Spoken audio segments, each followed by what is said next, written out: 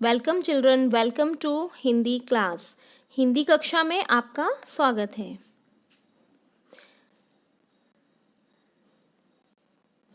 बच्चों, आज हम आपकी पाठ्य पुस्तक टेक्स्ट बुक का लेसन नंबर 8 पार्ट 8 दादाजी की लाठी के बारे में पढ़ेंगे। बच्चों, जैसे कि आपको पता है, हम सभी लोग एक फैमिली के साथ रहते हैं। कुछ लोग होते हैं जो न्यूक्लियर फैमिली में रहते हैं, यानी कि छोटी फैमिलीज जो होती हैं। कुछ लोग होते हैं जो जॉइंट फैमिली में, संयुक्त परिवार में रहते हैं। तो बच्चों, हमारे फैमिली में ज़्यादातर हमारे फैमिली में कौन कौन होते हैं? हमारे ग्रैंडफादर यानी कि दादाजी, ग्रैंड मदर, दादी माँ, फादर, हमारी मदर और बच्चे। तो एक न्यूक्लियर फैमिली या फिर एक संयुक्त फैमिली भी जो है, जो छोटी वाली फैमिली है और जो बड़ी वाली फैमिली है, उन दोनों ही फैमिलीज में दादा दादी, मम्मी पापा और जो हमारे सिबलिंग्स होते हैं, हमारा भाई या हमारी बहन, वो सबसे फैमिली बनती है, परिवार बनता है। बच्चों, हमें अपने परिवार के जो भी बुजुर्ग लोग हैं, एजेड लोग हैं, जैसे कि हमारे ग्रैंडफादर, हमारी ग्रैंड मदर, हमें हमेशा उनकी रिस्पेक्ट करनी चाहिए, उनका ध्यान रखना चाहिए, क्योंकि जब उनकी एज बढ़ने लगती है, उनकी उम्र बढ़ने लगती है, तो उनको परेशानियां होना शुरू हो जाती हैं। वो ठीक से चल नहीं पाते, उनको बीमारी कुछ न कुछ होना शुरू हो गई होती है।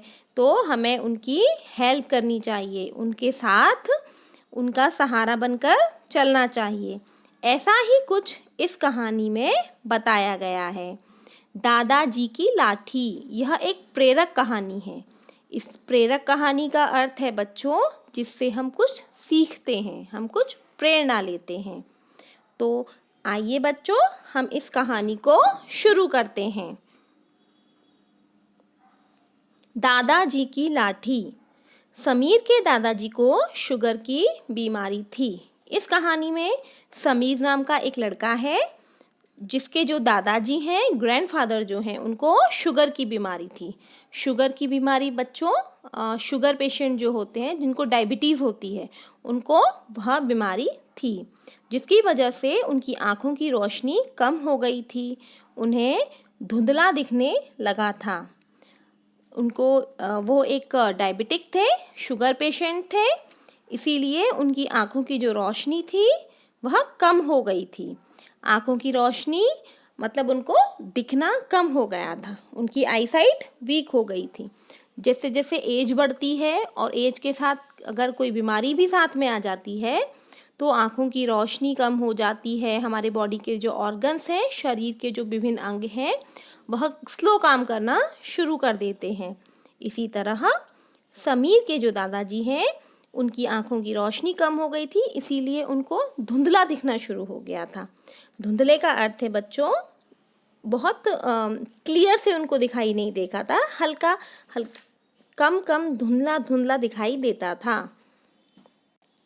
रात को कई बार उठकर उन्हें शौचालय की ओर जाना पड़ता था। बच्चों, शौचालय का अर्थ है वॉशरूम्स जो होते हैं, टॉयलेट। क्योंकि जब रात को जब उनको टॉयलेट जाना होता, कई बार टॉयलेट जाना पड़ता है, जब बच्चे भी उठकर जाते हैं, लेकिन जब एज हो जाती है तो बार बार टॉयलेट का प्रॉब्लम होता है, बार बार जाने की ज़रूरत पड़ती है। तो समीर के दादाजी को दिखाई भी कम देता था, रात को उनको बार बार टॉयलेट जाना पड़ता था, शौचालय की ओर जाना पड़ता था। घर में सबको इस बात का ध्यान रखना पड़ता था कि गैलरी की बत्ती जलती रहे, ताकि दादाजी को अंधेरे में किसी से टकराना ना पड़े।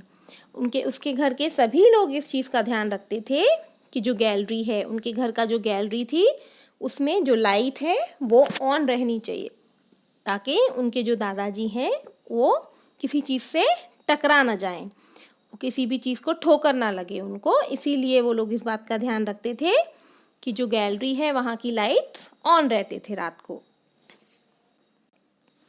दादा समीर जब भी दादाजी को देखता तो ताज्जुब में पड़ जाता था। समीर जब भी अपने दादाजी को देखता था तो बहुत आश्चर्य होता था उसको, बहुत सरप्राइज हो जाता था वो, क्योंकि कसरती बदन के हट्टे कट्टे दादाजी कमज़ोर और दुबले हो गए थे। वो क्यों सरप्राइज हो जाता था? क्योंकि उसके जो दादाजी थे वो बहुत हट्टे कट्टे, एकदम पहलवान कैसे होते हैं ऐसा बॉडी स्ट्रक्चर था उनका, ऐसे थे वो। लेकिन अब वो बहुत ही वीक और फिज़िकली भी वीक हो गए हैं और मेंटली भी उनको इतने सारे प्रॉब्लम्स हैं। इस वजह से वो बहुत दुबले पतले कमज़ोर हो गए थे। उनके पैरों में दर्द भी रहता था।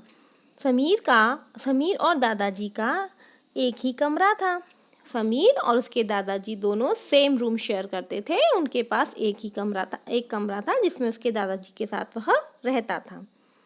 समीर को दादाजी से बहुत प्यार था। समीर अपने दादाजी को बहुत प्यार करता था, उनको बहुत रिस्पेक्ट करता था, वो अपने दादाजी का बहुत ध्यान रखता था। बिजली का बुरा हाल था। बिजली मुश्किल से 2 घंटे आती थी, जिससे इन्वर्टर भी काम नहीं कर पाता था। उनके एरिया में जिस जगह वह रहता था वहाँ पर बिजली जो लाइट है, करंट का बहुत प्रॉब्लम था। वहाँ पे करंट बहुत मुश्किल से 2 घंटे के लिए, सिर्फ 2 घंटे के लिए वहाँ लाइट आती थी, जिसकी वजह से उनका जो इन्वर्टर था वह भी चार्ज नहीं हो पाता था, काम नहीं कर सकता था।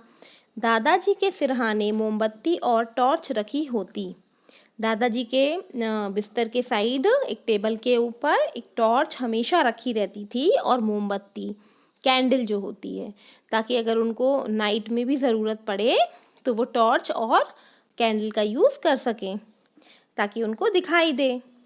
बेचारे अपने कांपते हाथों से टॉर्च जलाते, फिर उसे पकड़ धीरे धीरे पैर शौचालय की ओर ले जाते थे। उसके जो दादाजी हैं क्योंकि वो बहुत एज के हो गए थे तो उनके हाथ भी शिवर करते थे, कांपते थे, और वह उन्हीं कांपते हाथों से टॉर्च जलाते थे। फिर उसे पकड़कर धीरे धीरे शौचालय की ओर, मतलब कि अगर उनको जब वॉशरूम जाना होता था तो वह कांपते हुए हाथों से टॉर्च ऑन करते थे और शौचालय की तरफ चले जाते थे। यह देखकर समीर की आंखें भर आती। यह जब वो देखता था तो उसको बहुत दुख होता था। वो सोचता था कि बेचारे दादाजी, उनको दिखाई भी नहीं दे रहा है, वो इतने बूढ़े भी हैं, कैसे वो टॉर्च जलाते हुए जाते हैं। उसने मन ही मन तय किया, चाहे कि जितनी गहरी नींद में वह डूबा हो, परंतु आलस में पड़ा नहीं रहेगा। उसने ये डिसाइड कर लिया था कि कितनी भी उसको नींद आ रही है, लेकिन जब भी उसके दादाजी की आवाज़ आएगी, थोड़ी भी उसको नॉइस सुनाई देगा, खटपट जरा सी भी आएगी, तो वह उठ जाएगा, आलस में नहीं पड़ा रहेगा। क्या बात है दादाजी? समीर ने दादाजी को बेचैन देखकर पूछा। समीर ने अपने दादाजी से पूछा कि क्या बात है? तो देखो, यह टॉर्च कल ही बनवाई थी, आज फिर अटक अटक जाती है। आज हवा तेज है, मोमबत्ती बुझ जाएगी। मैं कैसे? उसके दादाजी ने बोला कि देखो, इस टॉर्च को कल ही ठीक करवाया था, पर ये फिर भी अटक रही है, मतलब चल नहीं रही है, ठीक से वर्क नहीं कर रही है टॉर्च। आज हवा तेज है, मोमबत्ती बुझ जाएगी। तो उसने बोला कि आज तो हवा बहुत तेज है, मोमबत्ती भी बुझ जाएगी, फिर मैं अंधेरे में कैसे जाऊंगा वॉशरूम के लिए? मैं जो हूँ दादाजी, आपको लेकर जाऊंगा, आप चिंता ना करें। उसने बोला कि दादाजी आप चिंता मत कीजिए, मैं हूँ और मैं आपको लेकर चलूँगा। वह हंसा, हंसकर वो ये बात बोला, तेरी नींद खराब होगी, सुबह विद्यालय जाना होता है। दादाजी ने बोला, दादाजी बोले कि तुम्हारी नींद खराब हो जाएगी बेटा, तुमको सुबह स्कूल भी जाना होता है, विद्यालय के लिए भी जाना होता है। क्यों, आपको भी तो ऑफिस जाना होता था, मगर आप मुझे गोद में उठाकर टहलाते थे जब मुझे बुखार हुआ था, याद है आपको? समीर बोला। समीर ने अपने दादाजी से बोला, लेकिन दादाजी जब मैं छोटा था तब आपको भी तो ऑफिस जाना होता था, लेकिन आप मुझे अपनी गोदी में उठाकर टहलाते थे, जब भी मुझे बुखार होता था मेरा ख्याल रखते थे, मेरी केयर करते थे। चलिए दादाजी, कहता समीर उन्हें चप्पल देकर उनका हाथ पकड़कर आगे बढ़ा। फिर उसने अपने दादाजी के लिए उनकी स्लीपर्स, उनकी चप्पल उठाकर दी और उनसे बोला चलिए। उसको दुख हो रहा था कि दादाजी कितने कमज़ोर हो गए हैं। उसको बहुत बुरा लग रहा था कि उसके दादाजी इतने कमज़ोर हो गए हैं कि जो टॉर्च का बटन भी वो ठीक से प्रेस नहीं कर पाते, दबा नहीं पा रहे हैं, और यह सोच रहे हैं कि टॉर्च तो ख़राब है। यह सब देखकर समीर को बहुत दुख हो रहा था। दूसरे दिन जब समीर विद्यालय से लौटा और बस्ता रखने कमरे में गया तो उसने क्या देखा कि कमरे में उसकी मेज़ कुर्सी नहीं थी। अगले दिन नेक्स्ट डे जब वो जा रहा था तो अब जब वो स्कूल से वापस आया तो उसने क्या देखा कि उसके कमरे में बुक्स, जो टेबल था उसका स्टडी टेबल नहीं था, चेयर नहीं था, और दादाजी जो थे वह बिस्तर पर लेटकर आंखें बंद किए हुए धीरे धीरे कराह रहे थे। कराहने का अर्थ है बच्चों जैसे दर्द की आवाज़, जैसे हाँ ऐसे एजेड लोग जो होते हैं, बूढ़े लोग जो होते हैं, जब कुछ पेन होता है तो वो ऐसे आवाज़ करते हैं। मम्मी से पता चला कि उसका बिस्तर गैलरी के पास वाले कमरे में लगा दिया गया है। वह कुछ समझ नहीं पाया। उसको फिर अपनी मम्मी से उसने जब पूछा तो उसको पता चला कि उसका जो बिस्तर है वो साइड वाले रूम में लगा दिया गया है। फिर वो समझ नहीं पाया कि मम्मी ने ऐसा क्यों किया है। तो बच्चों, यह जो हमारी कहानी है आप इसको पढ़िए। इस वीडियो में हमने इसका आधा पार्ट पढ़ा, इसका जो नेक्स्ट पार्ट है वह हम अगले वीडियो में पढ़ेंगे। और बच्चों, आप इस कहानी को ध्यान से पढ़िए और आपके घर में जितने भी आपके ग्रैंड पेरेंट्स हैं उनके लिए उनकी हेल्प करना सीखिए। तो बच्चों, अब हम हमारे नेक्स्ट वीडियो में मिलेंगे। Thank you. Happy learning.